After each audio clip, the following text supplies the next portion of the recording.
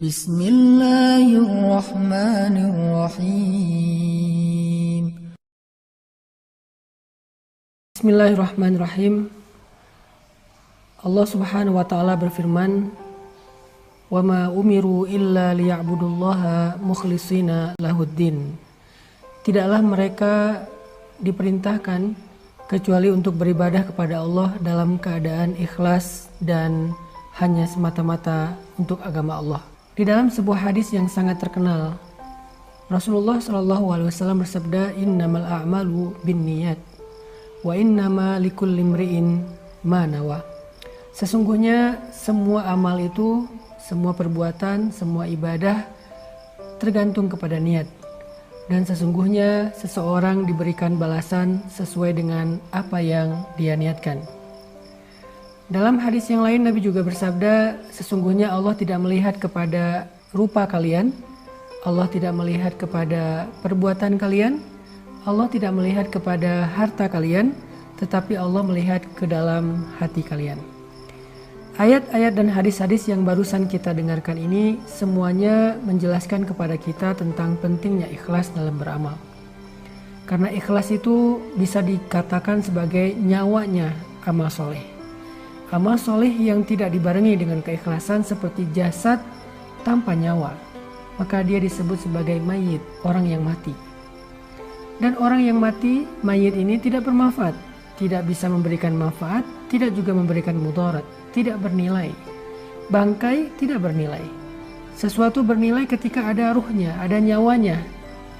Begitu juga dengan teknologi, kita memiliki perangkat yang bagus, tetapi kalau tidak ada softwarenya, tidak ada datanya, maka tidak bernilai. Masihkah kita ingat ketika misalnya kita mengalami musibah, handphone kita rusak, laptop kita rusak. Memang kita sedih karena perangkatnya, handphonenya rusak. Tapi apa yang paling kita sedihkan? Rasa kehilangan apa yang paling besar muncul ketika handphone kita rusak? Bukan handphonenya, kita bisa membelinya. Tetapi yang paling berharga yang kita ngerasa kehilangan itu adalah datanya, fotonya, chatnya, beberapa file yang sengaja kita simpan di perangkat itu. Itulah nilainya ikhlas di dalam amal. Sehingga kata Nabi, Allah tidak melihat perangkatnya, Allah tidak melihat packagingnya, casingnya, tetapi Allah melihat data yang ada di dalam perangkat tersebut. Kalau kita analogikan dengan perangkat ataupun handphone. Makanya niat ikhlas itu menjadi syarat yang sangat penting dalam beramal. Orang bisa saja beramal dengan amalan yang luar biasa sampai membuat malaikat merasa cemburu. Tetapi kalau niatnya melenceng, maka amalannya sama sekali tidak bernilai di mata Allah Subhanahu wa taala. Bagaimana cara kita belajar tentang ikhlas agar amal kita diterima oleh Allah dan Allah membalas kita pahala ataupun jaza balasan itu tergantung niat, bukan tergantung amalan. Ada orang yang beramal dengan amalan kecil, tetapi karena niatnya karena Allah, maka Allah membalas niatnya. Ada bahkan orang yang ketika beramal dia salah, dia keliru, dia lupa, tetapi niatnya benar, maka Allah memberikan dia balasan seperti niatnya, bukan seperti amalannya. Bagaimana cara kita belajar ikhlas, teman-teman? Salah satu di antara cara belajar ikhlas itu adalah belajar memperbanyak amal rahasia. Karena amal soleh itu ada dua, ada sirran, ada alaniyatan. Ada sirran, ada jahran. Amal itu ada yang rahasia, ada yang tampak. Kita mungkin selama ini banyak sekali menampakkan amal-amal kita kepada makhluk, kepada manusia. Kita posting, kita story, kita feed, kita update status, kita sampaikan ke teman kita ceritakan ke orang banyak, kita lakukan di depan orang yang melihat kita. Ini adalah amalan-amalan yang tampak. Amalan ini baik, tetapi tidak melatih keikhlasan kita. Kita akan mudah sekali ikhlasnya terganggu ketika orang menghargai kita, memuji kita, komennya komen-komen yang baik, mendoakan kita, bahkan mungkin menyebut-nyebut kebaikan kita. Sehingga kita nggak pernah belajar ikhlas. Ketika kita nggak belajar ikhlas, amalan-amalan yang tadi luar biasa bisa saja rusak dan tidak bernilai di mata Allah Subhanahu wa taala. Maka untuk belajar ikhlas itu, coba kita belajar menikmati amalan rahasia. Ini adalah kunci ikhlas yang luar biasa. Belajar menikmati amalan rahasia. Apa amalan rahasia? Amalan yang tidak ada yang tahu kecuali kita dengan Allah saja. Amalan yang bahkan mungkin orang terdekat dengan kita nggak tahu. Pasangan kita nggak tahu, orang tua kita nggak tahu, anak kita nggak tahu, sahabat kita nggak tahu, apalagi netizen nggak tahu. Cuman Allah kemudian kita saja yang tahu. Coba tanya sama diri kita masing-masing. Udah berapa banyak amalan yang kita lakukan secara diam-diam? Udah berapa lama kita melakukan satu kebaikan secara rahasia, biar Allah saja yang tahu. Kita sama sekali nggak ingin manusia tahu. Bahkan kita merasa sedih ketika ada orang yang tahu. Kita merasa sedih ketika ada orang yang mendapati atau melihat kita melakukan itu. Apalagi sampai dia menceritakan kepada yang lain. Kita akan bermohon kepada dia. Kita akan begging sama dia, please jangan ceritakan ini kepada siapa-siapa. Kenapa? Karena kita nggak ingin ada siapapun yang tahu. Disitulah kita belajar ikhlas. Tanyakan kepada diri kita, berapa banyak amalan yang kita lakukan secara diam-diam? Berapa banyak? Berapa lama? Disitulah kita belajar ikhlas. Kalau kita udah biasa menikmati amalan yang hanya kita tujukan di hadapan Allah, amalan zikir, sholat, tilawah, sedekah, kita lakukan secara dawam dalam waktu yang lama, dan kita tetap menjaga kerahasiaannya daripada manusia, insya Allah kita termasuk orang yang mukhlisina lahuddin. Orang yang seperti ini gak mudah digoda oleh syaitan. Makanya syaitan mengatakan illa ibadakal mukhlasin, kecuali hambamu yang ikhlas. Itu sulit sekali itu digoda oleh syaitan. Dia susah digoda untuk ria, sombong, besar kepala, bangga diri, sum'ah. Gak bisa. Kenapa? Karena amalannya rahasia antara dia dengan Allah saja.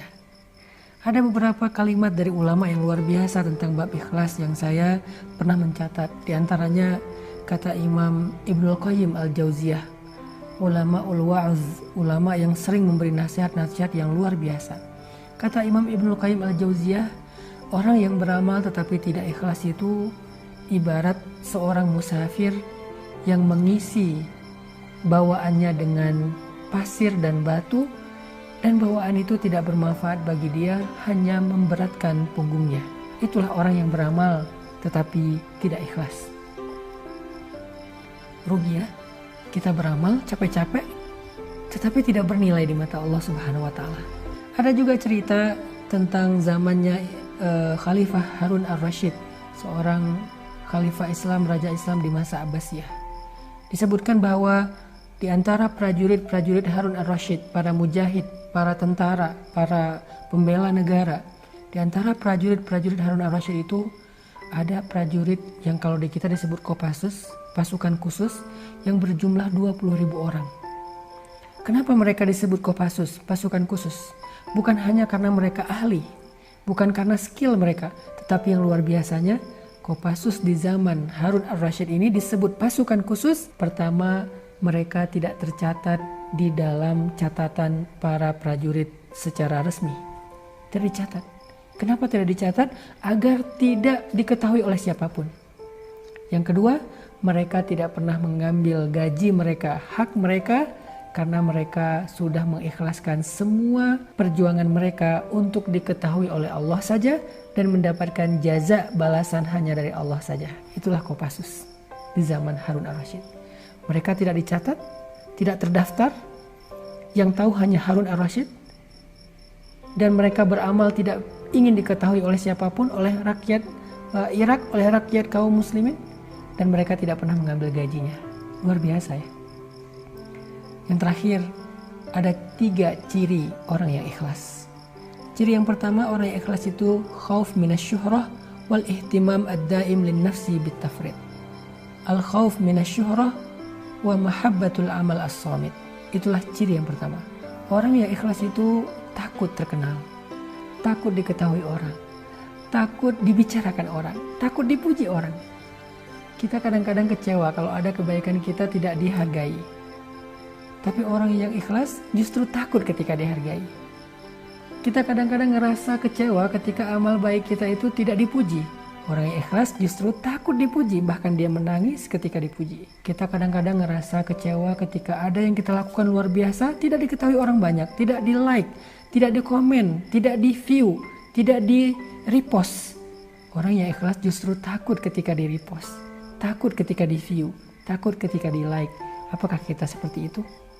Jadi yang kedua kata para ulama, irda'ullah walau bi iskhatin nas. Dia lebih mengutamakan ridha Allah walaupun dia dihina oleh makhluk.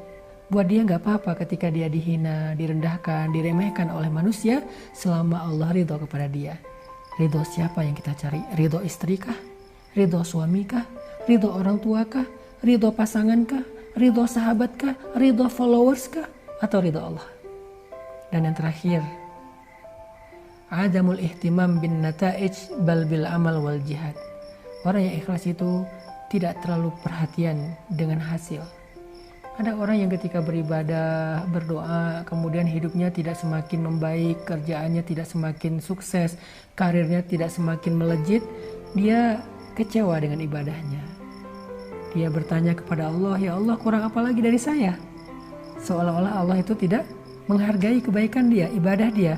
Ini bukan orang yang ikhlas. Orang yang ikhlas, dia beribadah kepada Allah, dia mengharapkan kebaikan di sisi Allah, tetapi hasil yang dia dapatkan dalam kehidupan dunianya tidak akan mempengaruhi semangat ibadahnya. Mudah-mudahan kita termasuk orang yang ikhlas di bulan Ramadan dalam semua amal-amal soleh kita.